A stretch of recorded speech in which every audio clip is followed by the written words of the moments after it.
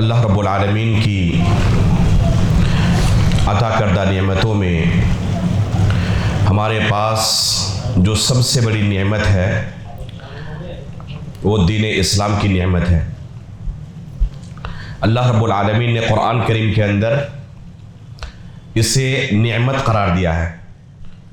الیوم اکملت لکم دینکم واتممت علیکم نعمتی کہا ہے کہ آج میں نے تمہارے لیے دین کو مکمل کر دیا اور اپنی نعمت پوری کر دی۔ تو یہ اللہ رب العالمین کی عطا کردہ نعمتوں میں سب سے عظیم نعمت ہے۔ اگر ایک انسان کے پاس یہ دین کی نعمت موجود ہے، دوسری دنیاوی نعمتوں سے وہ محروم بھی ہو، پھر بھی سب سے زیادہ خوش نصیب اور سعادت مند شخص ہے۔ لیکن کسی کے پاس دنیا کی تمام نعمتیں موجود ہوں، دین کی نعمت سے محروم ہو، تو اس سے بڑا بد نصیب اور محروم کوئی نہیں ہو سکتا۔ اللہ کے رسول صلی اللہ علیہ وسلم کو اللہ رب العالمین نے لوگوں کے درمیان اسی نعمت کو دے کر بھیجا تھا۔ اللہ کے رسول صلی اللہ علیہ وسلم اپنے صحابہ کو مسلسل یہ دین سکھاتے جا رہے تھے اور ساتھ میں اس نعمت کی حفاظت کرنے کی ہمیشہ انہیں ترغیب بھی دلاتے تھے اور تنبیہ بھی کرتے تھے کہ جب اس دین پر حملہ ہوگا، اس دین کو بگاڑنے کی کوشش کی جائے گی، تو تمہیں اس دین کی حفاظت کرنی ہے، کیونکہ یہ اللہ رب العالمین کی عطا کردہ تمہارے پاس سب سے بڑی نعمت ہے۔ اللہ کے رسول صلی اللہ علیہ وسلم جب بھی لوگوں کے درمیان کھڑے ہوتے تو اپنی بات کی شروعات کرتے ہوئے بار بار یہ جملہ دہراتے، ان کل محدثۃ بدعہ وکل بدعۃ ضلالہ وکل ضلالۃ فی النار، کہ ہر نئی چیز دین کے اندر یہ بدعت ہے، اور بدعت یہ گمراہی ہے۔ کبھی بھی کوئی بدعت گمراہی کے علاوہ اس کا کوئی دوسرا نتیجہ نہیں ہو سکتا۔ اور یہ گمراہی کیسی گمراہی ہے؟ یہ گمراہی ایک انسان کو آخرت میں ہلاکت تک لے جانے والی ہے، اور یہ ہلاکت حقیقت میں جہنم تک پہنچانے والی گمراہی ہے۔ صحابہ اکرام عربی زبان سمجھنے والے تھے۔ ایک مرتبہ دو مرتبہ سننے کے بعد یہ خطبہ مسنونہ ہمیں ہی یاد ہو گیا ہے، تو صحابہ اکرام کو یہ خطبہ یاد نہیں تھا، اچھی طرح اس خطبے کے الفاظ سے واقف تھے۔ اس کے باوجود اللہ کے رسول صلی اللہ علیہ وسلم بار بار ان کے سامنے یہ جملہ دہراتے تھے، تو کیا اس کے پیچھے کوئی مقصد نہیں تھا؟ یقیناً اس کے پیچھے عظیم مقصد تھا کہ یہ اپنے دین کو لے کر الرٹ رہیں، چوکنا رہیں، ہوشیار رہیں، کبھی بھی اس دین کے اندر کسی طرح کی کوئی تبدیلی نہ ہونے دیں۔ یہ دین اوریجنل شکل میں، اصل صورت میں ان کے پاس موجود رہے۔ بار بار اللہ کے رسول صلی اللہ علیہ وسلم اس نعمت کی قدر کرنے کے بارے میں انہیں تنبیہ کرتے تھے۔ صحابہ اکرام اس نعمت کے بارے میں جانتے تھے کہ یہ دنیا کی عطا کردہ سب سے بڑی نعمت ہمارے پاس موجود ہے۔ اللہ رب العالمین کی اس سے بڑی کوئی نعمت ہمارے پاس موجود نہیں۔ ایک انسان کے پاس جس نعمت کی جو قدر ہوتی ہے، اسی طرح اس نعمت کی وہ حفاظت کرتا ہے۔ آپ کے گھر میں کپڑے لتے ہوں گے، سبزیاں ہوں گی، اور روپیے پیسے اور ہیرے جواہرات بھی ہوں گے۔ جہاں پر آپ آلو پیاز رکھتے ہیں، کیا وہاں پر روپیے پیسے اور ہیرے جواہرات بھی رکھتے ہیں؟ یقیناً کوئی نہیں رکھتا۔ اسے لاکر کے اندر رکھتے ہیں تاکہ کوئی چور اچکا آ کر اسے لوٹ نہ لے۔ اگر دین کی نعمت کتنی بڑی نعمت ہے کسی کو اس کا احساس ہو جائے تو کبھی بھی وہ یہ گوارا نہیں کر سکتا کہ کوئی چور اچکا آئے اور ہمارے اس دین کو بگاڑ کر چلا جائے۔ اس لیے جس کے پاس یہ احساس ہوگا، یہ شعور ہوگا، وہ ہمیشہ اپنے دین کو لے کر چوکنا رہے گا۔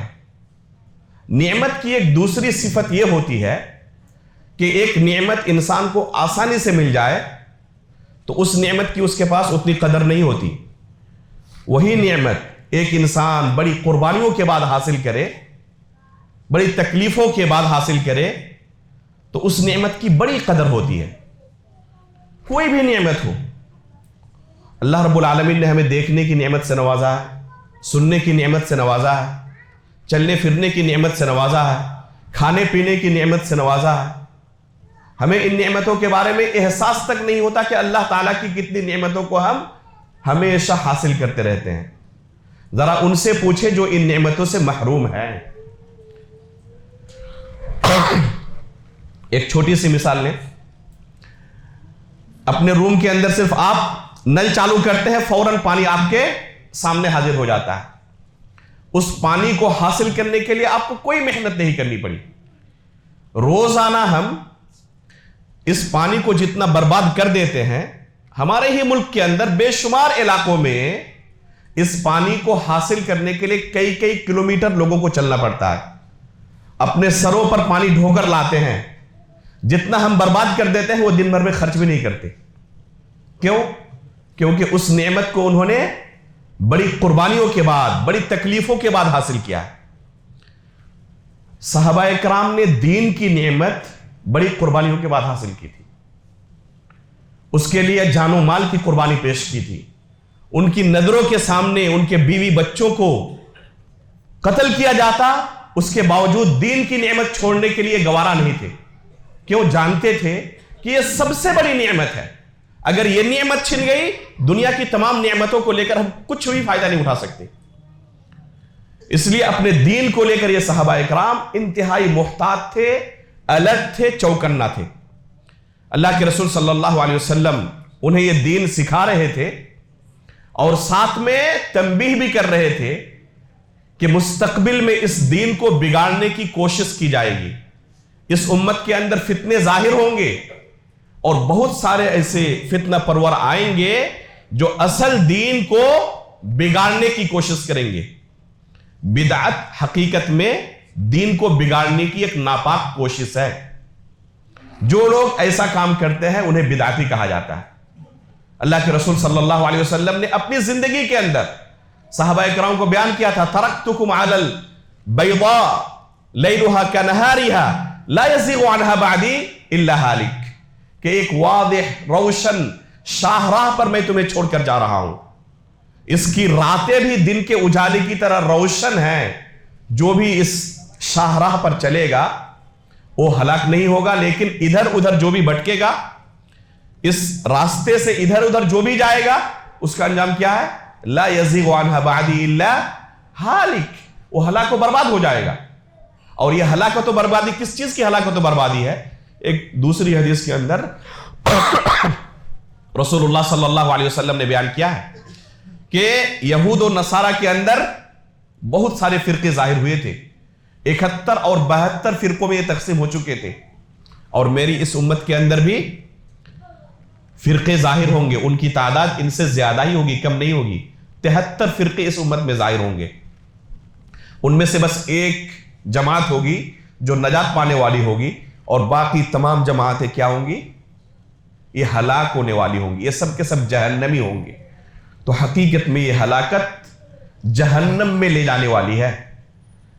اللہ کے رسول صلی اللہ علیہ وسلم جب اس دنیا سے رخصت ہوئے تو تمام کے تمام صحابہ اکرام ایک دین، ایک عقیدے و منہج پر قائم تھے۔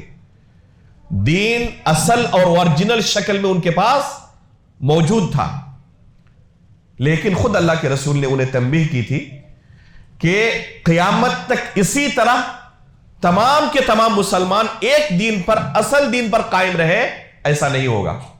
فَإِنَّهُ مَن يَعِشْ مِنكُم بَعْدِي فَسَيَرَى اخْتِلَافًا كَثِيرًا، اللہ کے رسول نے انہیں بتایا تھا کہ جو لوگ میرے بعد زندہ رہیں گے وہ شدید قسم کے اختلافات دیکھیں گے۔ یہ اختلافات معمولی نہیں ہوں گے، شدید قسم کے اختلافات ظاہر ہوں گے۔ ایسے موقع پر کیا کرنا ہے؟ فَعَلَيْكُمْ بِسُنَّتِي वसुन्नत खुलफा राशिदीन अलमहदीयीन। ऐसे मौके पर तुम मेरी सुन्नत को और खुलफाए राशिदीन की सुन्नत को लाजिम पकड़ना। अल्लाह के रसूल सल्लल्लाहु अलैहि वसल्लम ने कुरान की बात क्यों नहीं की? अगर कोई कुरान को छोड़कर सिर्फ सुन्नत को लाजिम पकड़े, क्या वो शख्स कामयाब हो सकता है, हिदायत पा सकता है? लेकिन कुरान का तज़किरा अल्लाह के रसूल ने क्यों नहीं किया? इसी में इशारा था कि जब फितने जाहिर होंगे तो ये कुरान करीम को लेकर नहीं होगा। बज़ाहिर जो अहले बिदअत भी होंगे, जो फितने इस उम्मत के अंदर पैदा करेंगे, वो भी इस कुरान की ताज़ीम करने वाले होंगे। असल इख्तिलाफ होगा सुन्नत को लेकर, अल्लाह के रसूल सल्लल्लाहु अलैहि वसल्लम की अहादीस को लेकर, और मुख्तलिफ बहानों से अल्लाह के रसूल की अहादीस का इनकार करेंगे। चुनांचे हुआ भी यही। जब इस उम्मत के अंदर फितने जाहिर हुए, अली रज़ी अल्लाह तआला अन्हु के जमाने में खवारिज का फिरका और रवाफिज का फिरका जाहिर हुआ। इन दोनों ने सहाबा इकराम के बारे में क्या कहना शुरू किया कि ये सब के सब काफिर हो चुके। रवाफिज सहाबा इकराम को काफिर इसलिए मानते थे क्योंकि इनका अकीदा था, नजरिया था कि अल्लाह के रसूल सल्लल्लाहु अलैहि वसल्लम ने अली रज़ी अल्लाह तआला अन्हु की खिलाफत के लिए एकदम नस उनके सामने रख दिया था कि मेरे बाद अली रज़ी अल्लाह तआला अन्हु खलीफा होंगे। लेकिन इन तमाम सहाबा इकराम ने नऊजुबिल्लाह इसको छुपाया और अली रज़ी अल्लाह तआला अन्हु की जगह पे खलीफा किनको बनाया? अबू बकर सिद्दीक को, उनके बाद उमर को, उनके बाद उस्मान गनी रज़ी अल्लाह तआला अन्हु। लिहाजा ये सब के सब इस नस को छुपाने के मुजरिम है, लिहाजा ये सब के सब काफिर हैं नऊजुबिल्लाह। चंद सहाबा इकराम के अलावा जो उंगलियों पर गिने जा सकते हैं, सबको इन्होंने काफिर कहना शुरू किया। लिहाजा जब ये काफिर ठहरे उनकी नजर में, तो इनकी बयान करदा हदीस काबिल कबूल नहीं हो सकती। उन्होंने इस तरीके से हदीस रसूल को ठुकरा दिया। खवारिज का जो फिरका जाहिर हुआ, उन्होंने कहना शुरू किया कि उस्मान गनी रज़ी अल्लाह तआला अन्हु और अली रज़ी अल्लाह तआला अन्हु के ज़माने में खुसूसी तौर पर यह खवारिज का फिरका जाहिर हुआ था, और इनका कहना था कि इन्होंने अल्लाह रब्बुल आलमीन के कानून को दुनिया के अंदर नाफिज नहीं किया है। अली रज़ी अल्लाह तआला अन्हु के ज़माने में जो सहाबा इकराम के दरमियान आपस में जंगें हुई और फिर सुलह हुई, दोनों तरफ से हकम मुतय्यन किया गया, इन्होंने कहना शुरू किया कि अल्लाह रब्बुल आलमीन ही सिर्फ हाकिम है, उसके अलावा किसी दूसरे को हकम बनाना कुरान का इनकार है। लिहाजा ये सब के सब जो इनको अपना हकम तस्लीम करते हैं और अली रज़ी अल्लाह तआला अन्हु को अपना खलीफा तस्लीम करते हैं, सब के सब काफिर हो चुके, क्योंकि इन्होंने अल्लाह रब्बुल आलमीन के कानून को जमीन पर नाफिज नहीं किया। ये कुरान से दलील देते थे और क्या कहते थे? इनिल हुक्मु इल्ला लिल्लाह। अल्लाह ने कुरान में कहा है कि जमीन पर कानून सिर्फ अल्लाह का चलेगा। आपने मौजू सुना दर्स का कि किताब और सुन्नत के होते हुए मनहज सलफ की जरूरत क्यों है? यहां पर देखें, खवारिज सहाबा इकराम को काफिर करार दे रहे हैं, उनके खिलाफ तलवार उठा रहे हैं और इसको इबादत समझ रहे हैं कुरान से दलील देकर। अगर मनहज सलफ को खत्म कर दिया जाए और सिर्फ यह कहा जाए कि कुरान और हदीस समझने के लिए हर कोई आजाद है और जैसे चाहे, बस कुरान और हदीस की दलील होनी चाहिए, जैसे चाहे उसकी तफसीर कर सकता है, तो जितने भी गुमराह फिरके दुनिया में आए, तमाम गुमराह फिरकों के यहां आप पाएंगे कि वो कुरान और सुन्नत से ही आपके सामने दलील पेश करते हैं। जो लोग मीलाद मनाते हैं वो भी कुरान और सुन्नत से दलील पेश करते हैं। जो मुहर्रम के मौके पर अपने जिस्मों पर क्या करते हैं, ये छुरे भाले चलाते हैं, वो भी किताब और सुन्नत से ही दलील पेश करते हैं।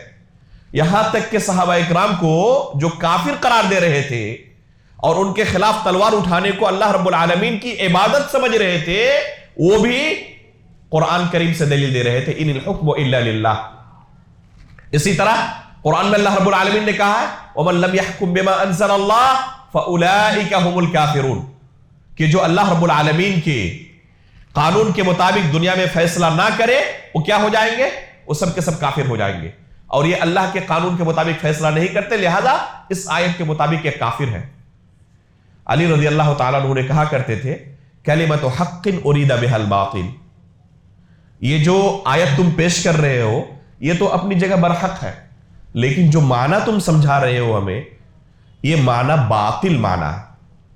عبداللہ بن عباس رضی اللہ تعالی عنہ ان خوارج کے پاس گئے، ان کی تعداد 6000 تھی، اور ان کے ساتھ مناظرہ کرنا شروع کیا۔ مناظرے کے بعد ان میں سے 2000 نے توبہ کر کے اہل سنت والجماعت کے عقیدے کی طرف، صحابہ اکرام کی جماعت کی طرف کیا رجوع کر لیا، لیکن باقی سب 4000 اسی روش پر اڑے رہے۔ عبداللہ بن عباس رضی اللہ تعالیٰ عنہ ان کے پاس جانے کے بعد جو مناظرہ کیا تو ان کے جو الفاظ تھے وہ الفاظ منہج سلف کیوں ضروری ہے واضح کر دیتے ہیں۔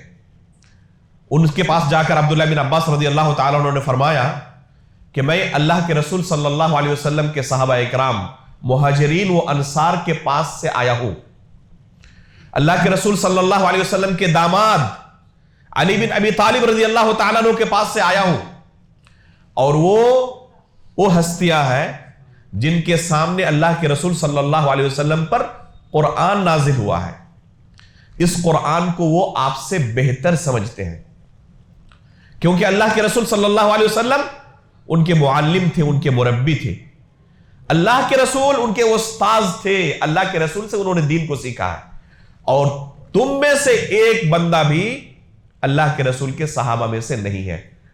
یہ تمہاری گمراہی کی دلیل ہے کہ تم جو معنی مراد لے رہے ہو تمہارا ساتھ دینے والا ایک بھی صحابی نہیں، اور ادھر دوسری فریق میں، دوسری جماعت میں یہ سب صحابہ اکرام ہے، تو یہی کافی ہے تمہاری گمراہی کے لیے اور ان کے صحیح دین اور صحیح منہج پر ہونے کے لیے۔ میرے بھائیوں، آج آپ بہت سارے لوگوں کو یہ کہتے ہوئے سنیں گے کہ جب ہمارے پاس قرآن و حدیث ہے تو قرآن و حدیث کے بعد یہ منہج سلف ایک نئی چیز کہاں سے آ گئی؟ بلکہ بہت سارے لوگ کہتے ہیں کہ ایک پہلے کے علماء نے ہمیں کبھی یہ نہیں بتایا تھا، یہ نئے دور کے کچھ لوگ ہیں جو یہ اپنی طرف سے منہج سلف کی ایک نیا ورژن لانچ کر رہے ہیں۔ استغفر اللہ، کیا یہ کوئی نئی چیز ہے؟ اللہ رب العالمین نے قرآن کریم کے اندر صاف لفظوں میں بیان کر دیا ہے کہ اگر کوئی شخص اللہ کے رسول صلی اللہ علیہ وسلم کی مخالفت کرتا ہے اور ساتھ میں اس زمانے کے جو مؤمنین تھے ان کے راستے کی اتباع نہیں کرتا تو دونوں کا انجام کیا ہے؟ جہنم ہے۔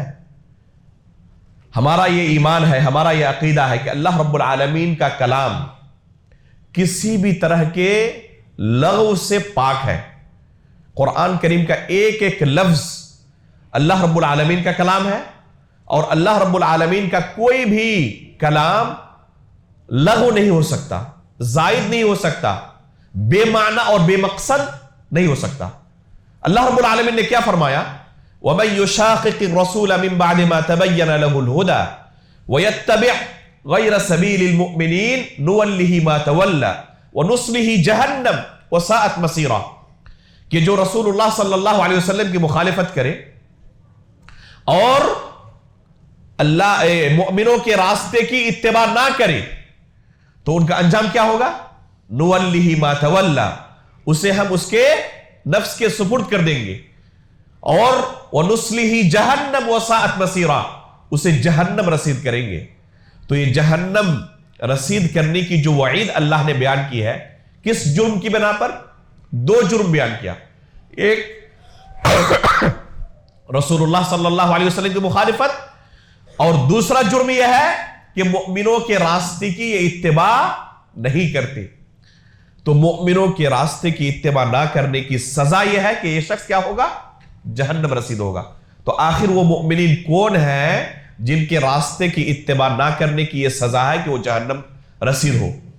اللہ رب العالمین نے خود قرآن کریم کے اندر دوسری جگہ بیان کر دیا ہے، لَقَدْ رَضِيَ اللَّهُ عَنِ الْمُؤْمِنِينَ إِذْ يُبَايِعُونَكَ تَحْتَ الشَّجَرَةِ، اللہ رب العالمین ان مؤمنوں سے راضی ہو گئے جو اللہ کے رسول کے ہاتھ پر درخت کے نیچے بیعت کر رہے تھے۔ تو یہ وہی مؤمنین ہیں جن کے راستے کی اگر کوئی شخص اتباع نہ کرے تو اس کا انجام کیا ہے؟ اس کا انجام جہنم رسید ہونا ہے۔ اللہ کے رسول صلی اللہ علیہ وسلم نے جس ایک جماعت کو نجات پانے والی جماعت قرار دیا، جب پوچھا گیا کہ اللہ کے رسول وہ کون سی جماعت ہوگی، تو اللہ کے رسول نے کیا فرمایا؟ ہم من کان علی مثل ما انا علیہ اليوم واصحابی۔ ہمارا یہ عقیدہ ہے کہ اللہ کے رسول صلی اللہ علیہ وسلم جوامع الکلم کی صفت سے نوازے گئے تھے۔ اللہ کے رسول صلی اللہ علیہ وسلم جوامع الکلم کی صفت سے نوازے گئے تھے۔ اس کا معنی کیا ہے؟ مختصر الفاظ میں بہت وسیع معنی کو اللہ کے رسول بیان کر دیتے تھے۔ اللہ کے رسول کی ایک ایک حدیث کی شرح کے لیے گھنٹوں کی ضرورت پڑتی ہے۔ بسا اوقات ایک ایک حدیث کی شرح کے لیے علماء نے کئی کئی جلدیں تصریف کی ہیں۔ الماء من الماء ایک حدیث ہے چھوٹی سی، اس کی شرح کے لیے گھنٹوں کی ضرورت پڑتی ہے۔ ہمارے ایک استاد تھے رحمہ اللہ، شیخ سعود الجربوعی رحمہ اللہ، بلوغ المرام کی جو پہلی حدیث ہے اس کی شرح کے لیے ایک موٹی جلد تصنیف کی ہے۔ صرف ایک سطر کی حدیث، اس کی شرح کے لیے ایک جلد کی ضرورت پڑتی ہے۔ تو اللہ کے رسول صلی اللہ علیہ وسلم کے لیے ایک بہت بڑا اعزاز تھا، اللہ کی طرف سے ایک نعمت اللہ کے رسول کو ملی تھی کہ جوامع الکلم کی صفت سے متصف تھے۔ اللہ کے رسول کا کوئی کلمہ بے مقصد اور بے معنی نہیں ہو سکتا۔ اللہ کے رسول نے جس جماعت کے بارے میں کہا کہ وہ جماعت نجات پانے والی ہے، اس جماعت کی صفت کیا بیان کی؟ کہ جو بھی قیامت تک جو بھی شخص اس دین پر، اس منہج پر، اس عقیدے پر ہوگا جس پر میں آج اور میرے صحابہ اکرام قائم ہیں، تو نجات پانے والا ہوگا۔ اللہ کے رسول نے انا کے بعد اصحابی کا اضافہ فرمایا کہ میں اور میرے صحابہ آج جس دین پر قائم ہے، جو بھی اس دین پر قائم ہوگا وہ نجات پانے والا ہوگا۔ تو اللہ کے رسول صلی اللہ علیہ وسلم نے یہاں اصحابی کا اضافہ کیا، اور قرآن کریم میں اللہ رب العالمین نے وَيَتَّبِعْ غَيْرَ سَبِيلِ الْمُؤْمِنِينَ کا اضافہ کیا۔ کیا قرآن کے اندر اور اللہ کے رسول کی حدیث کے اندر یہ اضافہ بلا مقصد ہے؟ کوئی بھی مسلمان، کوئی بھی مومن بندہ یہ کہہ نہیں سکتا کہ بلا مقصد اللہ رب العالمین نے وَيَتَّبِعْ غَيْرَ سَبِيلِ الْمُؤْمِنِينَ کا اضافہ کیا ہے، اور اللہ کے رسول نے وَأَصْحَابِ کا اضافہ بلا مقصد کیا ہے۔ تو منہج سلف کی ضرورت اس لیے ہے کیونکہ خود اللہ رب العالمین نے ہمیں اس کا حکم دیا ہے۔ اگر کوئی پوچھے کہ کتاب و سنت جب ہمارے پاس موجود ہے تو اس کے بعد مزید منہج سلف کی کیا ضرورت ہے، آخر ضرورت کیوں ہے؟ اس کا پہلا جواب یہ ہے کہ کیونکہ یہی اللہ رب العالمین نے ہمیں حکم دیا ہے، اللہ کے رسول صلی اللہ علیہ وسلم نے یہی ہمیں سکھایا ہے۔ قرآن کریم میں اللہ رب العالمین نے ہدایت اور گمراہی کا معیار کیا قرار دیا؟ سورہ بقرہ کی وسط میں پہلے پارے کے آخر میں اللہ رب العالمین کا ارشاد ہے، یہ آیت موجود ہے پہلے پارے کے آخر میں، آخری صفحے پر، فَإِنْ آمَنُوا بِمِثْلِ مَا آمَنْتُمْ بِهِ فَقَدِ اهْتَدَوْا۔ بعد میں آنے والے اگر اسی طرح ایمان لاتے ہیں جس طرح صحابہ اکرام کا ایمان تھا تو وہ ہدایت یافتہ ہے۔ اگر ان کا ایمان صحابہ اکرام کے ایمان سے میچ نہ کرتا ہو تو کیا ہوگا؟ وہ ہدایت یافتہ نہیں ہو سکتے۔ میرے بھائیوں، ایک دن ہم اس دنیا سے رخصت ہو جائیں گے۔ اللہ کے رسول صلی اللہ علیہ وسلم نے اپنے صحابہ کو جو دین سکھایا تھا اور جس دین پر وہ قائم تھے، اس دین کو معیار قرار دیا اللہ رب العالمین نے۔ اس دین کو اللہ رب العالمین نے معیار قرار دیا ہے ہدایت کا اور گمراہی کا۔ اگر بعد میں آنے والوں کا ایمان اور بعد میں آنے والوں کا دین اسی دین کے مطابق ہو جو اللہ کے رسول نے اپنے صحابہ کو سکھایا تھا تو وہ ہدایت یافتہ ہوں گے، ورنہ نہیں ہو سکتے۔ جب ہم اس دنیا سے رخصت ہوں گے، اپنی قبروں میں پہنچیں گے، فرشتے ہماری قبر میں آئیں گے اور ہر ایک سے 3 سوال کریں گے۔ دوسرا سوال کیا ہوگا؟ جی فرمائے، من ربک کے بعد کیا پوچھیں گے؟ ما دینک، تمہارا دین کیا تھا؟ یہ سوال ہر ایک سے کیا جائے گا، اس لیے ہر ایک کو اپنے دین کے بارے میں الرٹ رہنا چاہیے۔ تمہارا دین کیا تھا؟ ایک شخص نے اپنی عملی زندگی کے اندر جس دین کو فالو کیا ہے اسی دین کو وہ پیش کرے گا۔ اگر اس کا یہ دین صحابہ اکرام کے دین سے میچ کر جائے، جو دین اللہ کے رسول نے اپنے صحابہ کو سکھایا تھا اس سے بالکل مطابق ہے، تو اللہ رب العالمین کے پاس قابل قبول ہے. لیکن اس نے کوئی ایسا دین پیش کیا جسے صحابہ اکرام نہیں جانتے تھے. اللہ کے رسول نے انہیں تعلیم نہیں دی تھی کہ یہ بھی دین ہے، اور لوگوں نے اسے بگاڑ دیا، اور اس بگڑے ہوئے دین کی اس نے اتباع کی، اور اسی دین کو اللہ رب العالمین کے سامنے پیش کیا. تو اللہ رب العالمین نے قرآن کریم کے اندر اعلان کر دیا ہے وَمَن يَبْتَغِ غَيْرَ الْإِسْلَامِ دِينًا فَلَن يُقْبَلَ مِنْهُ وَهُوَ فِي الْآخِرَةِ مِنَ الْخَاسِرِينَ، کہ جو کوئی بھی دین اسلام کے علاوہ کسی دوسرے دین کی اتباع کرے تو ہرگز اس سے یہ دین قبول نہیں کیا جائے گا. اور اللہ کے رسول اپنے صحابہ کو یہی دین اسلام سکھائے تھے. اس لیے اگر ہم چاہتے ہیں کہ آخرت میں ہمیں کامیابی ملے تو اسی دین کو فالو کرنا ہمارے لیے ضروری ہے جو دین اللہ کے رسول نے اپنے صحابہ کو سکھایا تھا. اگر ہم کوئی دوسرا دین اللہ کے سامنے پیش کریں جو بگڑا ہوا ہو، صحابہ اکرام کے دین سے میچ نہ کرتا ہو، اور یہ کب ہوتا ہے؟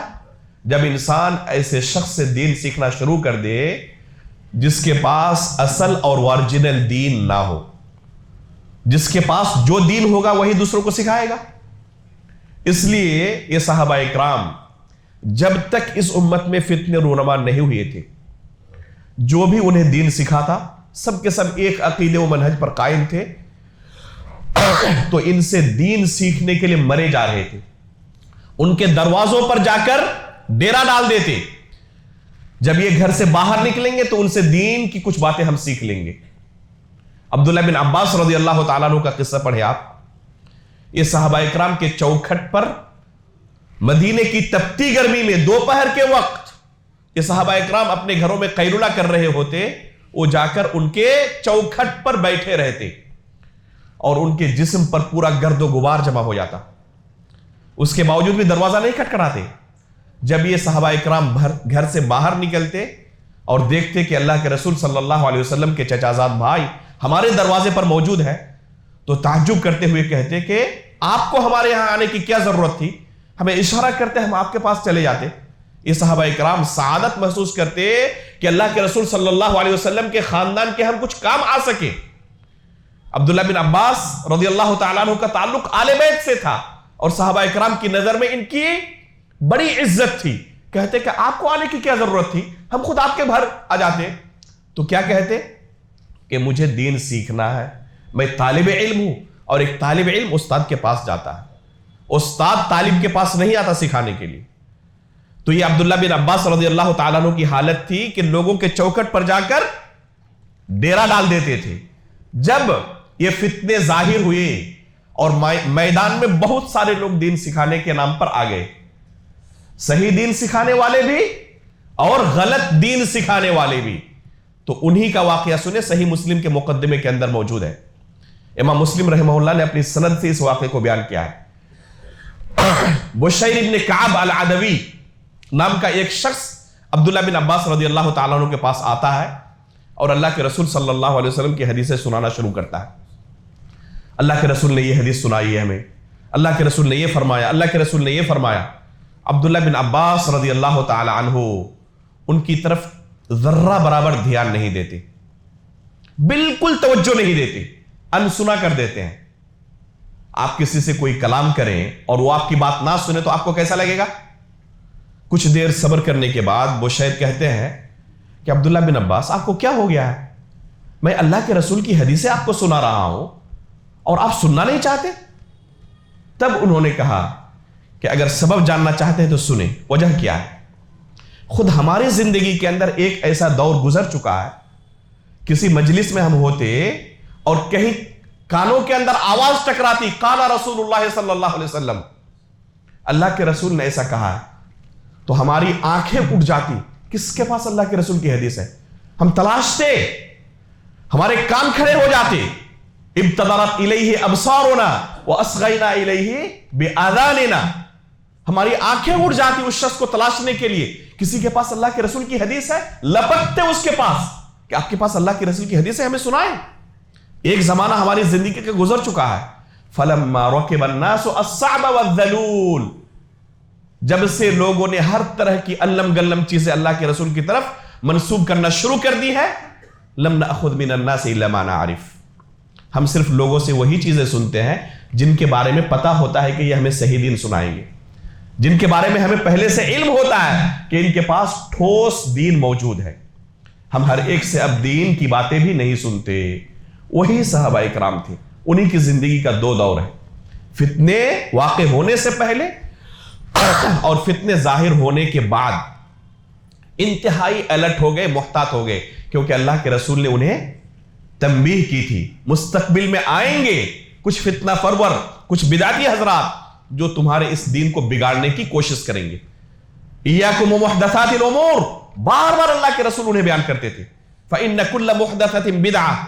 اس لیے صحابہ اکرام جن کے پاس اصل دین تھا، اللہ کے رسول سے سیکھا ہوا دین، اوریجنل صاف شفاف دین، جس میں کوئی کسی طرح کی کسی بدعت کا کوئی دھبا تک نہیں تھا، یہ صحابہ اکرام چاہتے تھے کہ اللہ رب العالمین کے پاس جب پہنچے، قبر کے اندر سوال ہو تمہارا دین کیا تھا، تو اس دین میں ذرہ برابر بدعت کا کوئی دھبا تک نہ لگے۔ جب ہم ہر ایک سے سننا شروع کریں گے تو پتہ نہیں کس کی کون سی بات دل کے اندر گھر کر جائے جو اصل دین نہ ہو۔ اس وجہ سے ان سے حد درجہ دور بھاگنے کی کوشش کرتے۔ امام ابن سیرین رحمہ اللہ فرماتے ہیں، لم يكونوا يسألون عن الاسناد فلما وقعت الفتنة قالوا سموا لنا رجالكم فينظر الى اهل السنة فيؤخذ حديثهم وينظر الى اهل البدعة فلا يؤخذ حديثهم۔ جب تک فتنے ظاہر نہیں ہوئے تھے، سب کے سب ایک دین پر قائم تھے، تو ہر ایک سے دین کی باتیں قبول کی جاتی تھی، سنی جاتی تھی۔ فلما وقعت الفتنة قالوا سموا لنا رجالكم، لیکن جب فتنوں کا ظہور ہوا تو یہی لوگ الرٹ ہو گئے، اور کوئی ان کو دین کی بات سناتا تو فوراً سوال کرتے، یہ بات آپ نے کن سے سنی ہے، آپ کی سند کیا ہے؟ جب نام بیان کرتے تو دیکھتے اہل سنت میں سے یا اہل بدعت میں سے۔ یہ کب کا معاملہ ہے؟ یہ علی رضی اللہ تعالیٰ عنہ کے دور خلافت کا معاملہ ہے، عثمان غنی رضی اللہ تعالیٰ عنہ کے قتل کے بعد کا معاملہ ہے۔ اسی زمانے میں، صحابہ اکرام کے زمانے میں، اہل سنت اور اہل بدعت کے درمیان تفریق شروع ہو گئی تھی۔ صحیح مسلم کے مقدمے کے اندر یہ اثر موجود ہے۔ تو اہل سنت اور اہل بدعت کی تفریق آج کی کوئی نئی تفریق نہیں ہے، بلکہ صحیح مسلم کے مقدمے کے اندر امام مسلم نے بیان کیا ہے کہ صحابہ اکرام کے دور میں ہی جب فتنے ظاہر ہوئے اور بدعتی حضرات ظاہر ہونے لگے، لوگوں کے دین کو بگاڑنے کی کوشش کرنے لگے، اسی وقت سے اہل سنت اور اہل بدعت کی تفریق شروع ہو گئی تھی۔ فَيُنظَرُ إِلَىٰ أَهْلِ السُّنَّةِ فَيُؤْخَذُ حَدِيثُهُمْ، دیکھا جاتا کہ یہ اہل سنت میں سے ہے یا نہیں۔ اگر اہل سنت میں سے ہوتا قبول کر لی جاتی ان کی حدیث، اہل بدعت میں سے ہوتا قبول نہیں کرتے۔ اسی امام ابن سیرین رحمہ اللہ کا واقعہ ہے، دو لوگ ان کے پاس آئے اور کہا کہ ہم آپ کو کچھ سنانا چاہتے ہیں اللہ کے رسول کی حدیث سے۔ کہا کہ آپ سے نہیں سننا چاہتے ہم۔ ان دونوں نے کہا کہ آپ کو اگر ڈر لگ رہا ہے کہ ہم کچھ اللہ کے رسول کی حدیث میں گڑبڑ کر دیں گے، اپنی طرف سے کچھ ملا دیں گے، حذف و اضافہ کر دیں گے، تو ایک کام کریں، قرآن کی آیت ہم سے سنیں۔ انہوں نے کہا کہ ہم آپ سے قرآن بھی نہیں سننا چاہتے، ہم آپ سے قرآن بھی نہیں سننا چاہتے۔ کیوں؟ قرآن سننے میں کیا ڈر تھا؟ یہ کوئی عام آدمی تھے؟ ابن سیرین رحمہ اللہ علماء تابعین میں سب سے اونچے مرتبے پر جو علماء فائز ہیں ان میں سے ایک تھے، اس کے باوجود قرآن تک سننا گوارا نہیں کیا، اور کہا کہ یا تو آپ اس مجلس سے باہر نکلے یا ہم جاتے ہیں۔ جب ان دونوں نے اچھی طرح سمجھ لیا کہ یہاں دال نہیں گلنے والی، بھاگے وہاں سے۔ ان بدعاتیوں کو اگر موقع دیا جائے تو یہ قرآن کے اندر بھی تبدیلی کرنے سے پیچھے نہیں ہٹیں گے۔ ابو عمرو بن العلا جو مشہور قراء میں سے ہیں، ان کے پاس ایک بدعتی آیا اور کہا کہ اے ابو عمرو، اللہ رب العالمین نے قرآن میں جو کہا ہے وَكَلَّمَ اللَّهُ مُوسَىٰ تَكْلِيمًا، یہ اللہ رب العالمین کے کلام کا انکار کرتے ہیں۔ کہتے ہیں اس آیت کو آپ کلم اللہ موسیٰ تکلیمہ کیوں نہیں پڑھتے؟ اللہ ہے ضمے کے ساتھ۔ ان بدعاتیوں کو اگر موقع ملے تو یہ قرآن کو بھی بدلنے سے پیچھے نہیں ہٹیں گے۔ کہتے ہیں کہ اس طرح اس کو پڑھیں وَكَلَّمَ اللَّهَ مُوسَىٰ تَكْلِيمًا، تاکہ یہ لازم نہ آئے کہ اللہ نے کلام کیا ہے، بلکہ موسیٰ علیہ السلام نے کلام کیا ہے، اور اللہ رب العالمین کے صفت کلام کا انکار ہم کر سکیں۔ تو انہوں نے جواب میں کیا کہا کہ اگر تمہاری خواہش پوری کر دوں تو جو دوسری آیت ہے کلمہ ربہ، اس کا کیا کرو گے؟ تو یہ ہکا بکا ہو گیا اور پھر وہاں سے بھاگا. اس لیے کہ ایک آیت دلیل نہیں ہے اللہ رب العالمین کے صفت کلام کی، بے شمار آیتیں دلیل ہیں. تو ایک آیت کے اندر اگر تمہاری خواہش پوری کر دی جائے تو دوسری آیت میں اس کی کوئی تمہارے پاس سبیل نہیں ہوگی. پھر ہکا بکا ہو کر وہاں سے بھاگا. تو پتہ کیا چلا کہ یہ بدعتی حضرات موقع ملے تو قرآن بھی بدلنے سے پیچھے نہیں ہٹنے والے. اس لیے سلف صالحین اپنے دین کو لے کر انتہائی حساس تھے. جس شخص کو بھی اپنے دین کے بارے میں یہ پرواہ ہوگی اور اسے اس نعمت کا احساس ہوگا، وہ اسی طریقے سے اپنے دین کو لے کر چوکنا رہے گا کہ ہم ہر ایک سے سن کر اپنے دین کو نہیں بگاڑ سکتے. اگر ہر ایک سے سننا شروع کر دیا، پتہ نہیں کس کی کون سی بات گھر کر جائے اور ہماری دنیا و آخرت برباد ہو جائے. حافظ ذہبی رحمہ اللہ نے بیان کیا ہے سیر اعلام النبلاء کے اندر کہ القلوب ضعیفہ والشبہ خطافہ، کہ یہ دل بڑے کمزور ہوتے ہیں اور جو شبہات بدعتیوں کی طرف سے پیش کیے جاتے ہیں وہ بڑے اچک لینے والے ہوتے ہیں.